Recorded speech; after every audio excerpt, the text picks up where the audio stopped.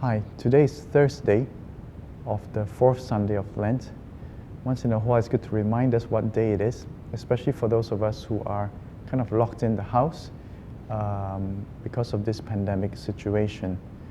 It's helpful to remember not to lose the normal routines of what we do. Apart from the things we cannot do, like not to let ourselves be just pulled into these constant updates and news and more things about coronavirus, as if there's nothing else that we could live for. So in the midst of taking the necessary precautions and hearing the necessary updates, let us not forget to live our lives, no? To live our Christian lives, to live our charity, to live our prayer life as well, and also the little details of love and little sacrifices that we can continue to offer for this time of pandemic, but also as a Lenten practice. Now today we go on further to explore this concept of practice of the sacraments in our life. In the midst of this forced so-called abstinence from the sacraments that many of us are experiencing, how can we make the most of it to grow in understanding, to appreciate better what the sacraments are about and to live them in a better way when all these things will be resolved in their time. So the readings of today, first of all, are Exodus chapter 32, 7 to 14. Exodus chapter 32, 7 to 14, and it's about the story of the golden calf. And I'll elaborate a bit more about this. Then the Gospel is John chapter 5, 31 to 47. John chapter 5, 31 to 47, where the discourse between Jesus and some of the leading Jews and those at that time, or the leaders of the religion, we were discussing about the testimony from God and the testimony of human beings.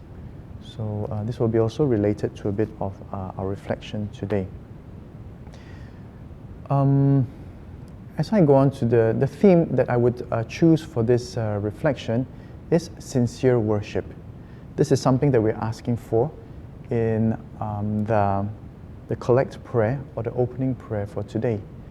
We're asking God to purify our hearts to worship Him sincerely in the sacraments. And it's a reminder for us that when we go to the sacraments, it is an act of worship. So the center of the sacrament is not me. The center of the sacrament is God. When I go to Mass, the center or the most important thing of the Mass is not just my needs, but I'm there to worship Him. And I find it so beautiful to try to remember that, because many times when we go to the sacraments, probably either we are just too distracted because maybe it was hard to wake up the kids, maybe we arrived late, maybe we're thinking about something else during the Mass, etc. So it's so different when we go to the sacraments to prepare our hearts. Lord, I'm here to worship You. Lord, give me a worshiping heart. So I'm not there to ask for things just for myself, which is part of prayer, but I'm there to ask God what He wants for me and for my life, and what He wants me to do for the people around me, for my family, and maybe even in this time of this pandemic situation. So today's reflection is about how we can have this disposition of worship in the sacraments, in order to have it in a more fruitful way.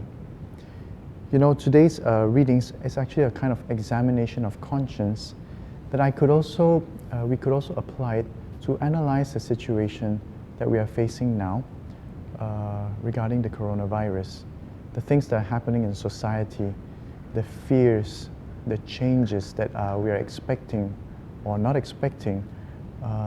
Many things are going on. It's quite a difficult moment, but at the same time, it's worthy to try to analyze what's going on in society and how we are reacting as people, and what we can learn from these experiences.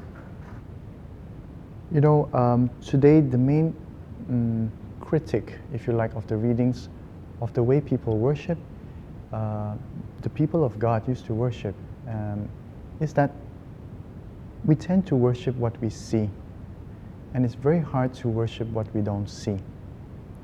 The whole idea of sacraments, as we were explaining the other day, is a visible expression of an invisible grace. So what we are worshiping is not the visible expression. What we are worshiping is the invisible grace, the person of God that we don't see, that is behind the visible expression. So for example, when we look at this statue here, it represents Christ, but I do not worship the statue. The statue is a visible expression of Christ. The one I worship is invisible, the invisible person of Jesus who is behind this statue. And this is one of the challenges for us as Christians today as well. Where is my worship based? On the things that I see, or on the things that is invisible because I believe? Do I worship God because He answers my prayers? Because I see the effects of it? He answers my prayers in what I want, how I want it, and when I want it, and that's why I believe in Him? Or do I believe in Him because He's God, and that's it? God is God. He answers my prayers, what He wants to answer, in the way that He wants it, and in His own time. Can I accept that in my relationship with God? When I go to the sacraments, is it something that I just want to get out of it, or am I there also to give my part to God? Sincere worship is to be able to appreciate what is invisible behind the visible signs that I see. So if you look at the story of the golden calf, what was the problem? They were impatient with the invisible God. They didn't want to wait anymore. They wanted immediate results. They wanted to see God. They wanted a physical person to speak to them. And they didn't want to wait for Moses to come down with the 10 Commandments, where they would have to pray and to learn how to understand God, etc. And that's why they made the golden calf. They wanted a God that they could see and to worship that thing. Even though we know it's so foolish for us today, because we can see the reality that it's just a thing. It's not God. But that's how they were, and that's how we can be as well in our Christian worship and the way we live today. Now, coming back to understand all the reactions in society today with the coronavirus, I mean, one thing is to analyze about the virus itself. Another thing is to analyze human reactions and what sincere worship could mean during this time. When we cannot physically touch the sacrament, but we believe in the invisible presence of God amongst us. Now, there's this analysis of an author who was describing the 4 postmodern idols. Postmodernity is the time that we're living, according to sociologists. And there are these, the golden calf was an idol, and this author was saying that we have replaced this golden calf with other kinds of idols of our time.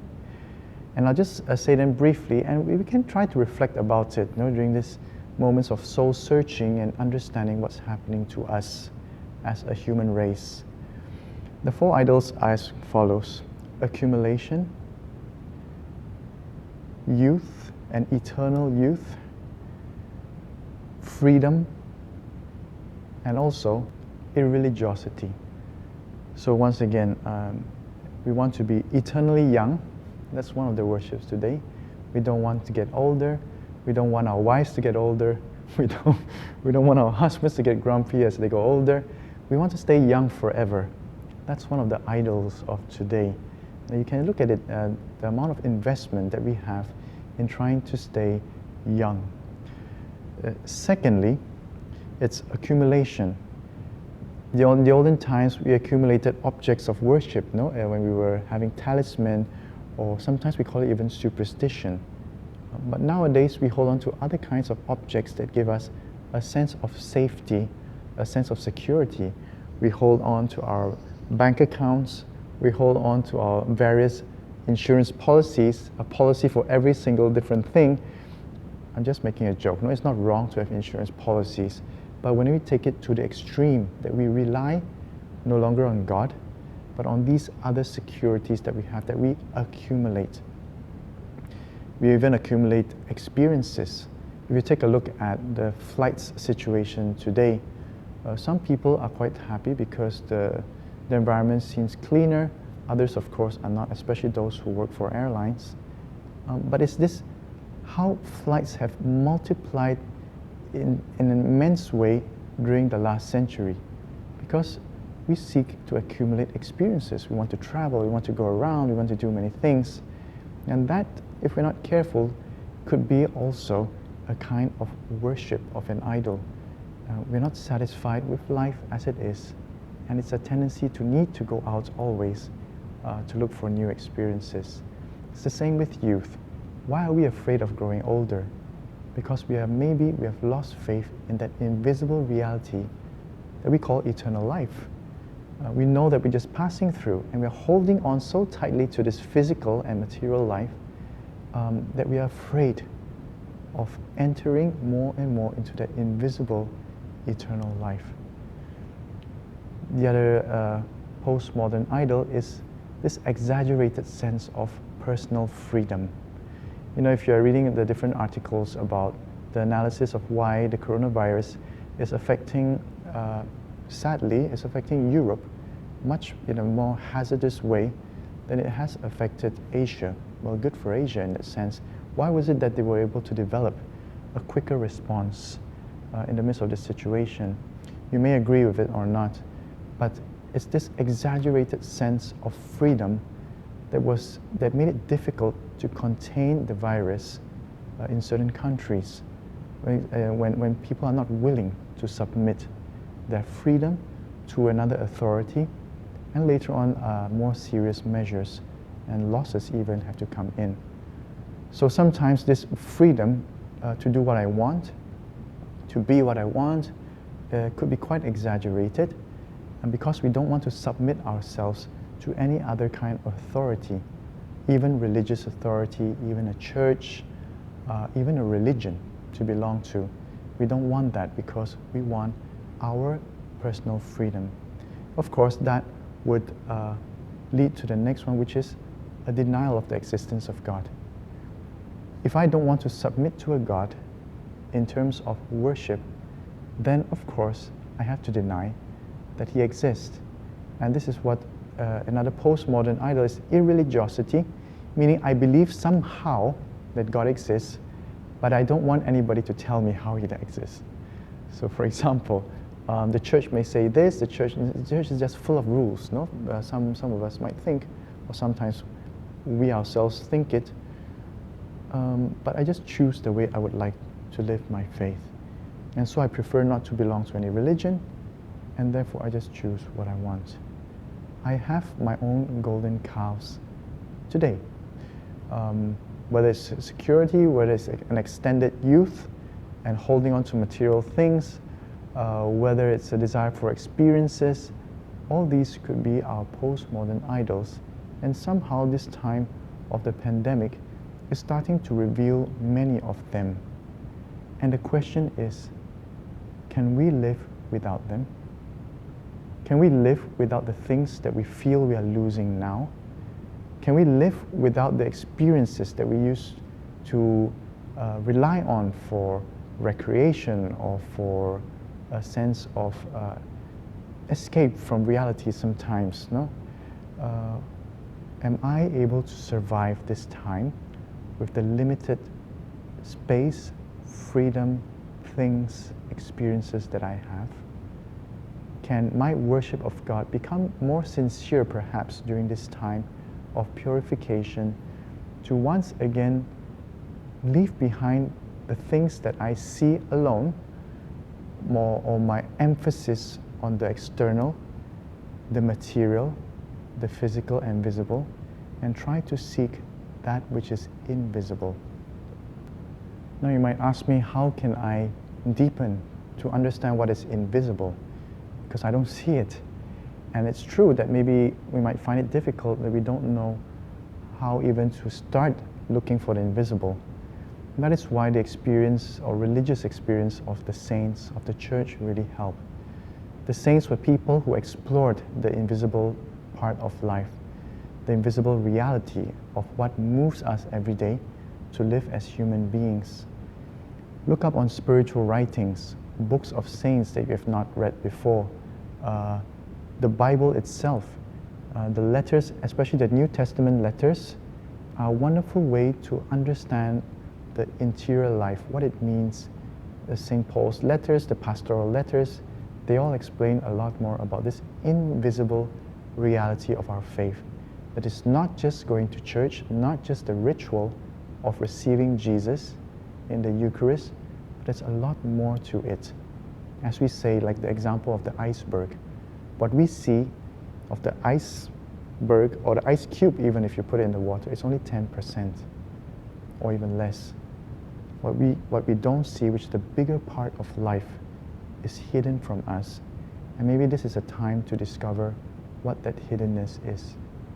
Now what I'm talking about is not something new. If I would summarize it in a very simple way, this hidden aspect of our life is about the quality of our love. The quality of our love, the quality of our charity to each other, the quality of our service with our hearts, service with love. And during this time at home, you can practice all these invisible realities. How do you think about others? How do you feel about others? How do you behave towards others? What is the quality of your love for them? And how are you growing to serve the people around you? Now, we're not totally imprisoned at home. We have the telephone still. We can still call people. We can still speak to them. There are many things that we can do to grow in our spirituality and also to grow in the faith in a sincere worship of God, who is love. God is love. And deepening in love, growing in our love for enemies, even for people we don't like, for people who may seem have nothing to do with us. All these is what will help us to expand our understanding of our hidden, invisible worship of God.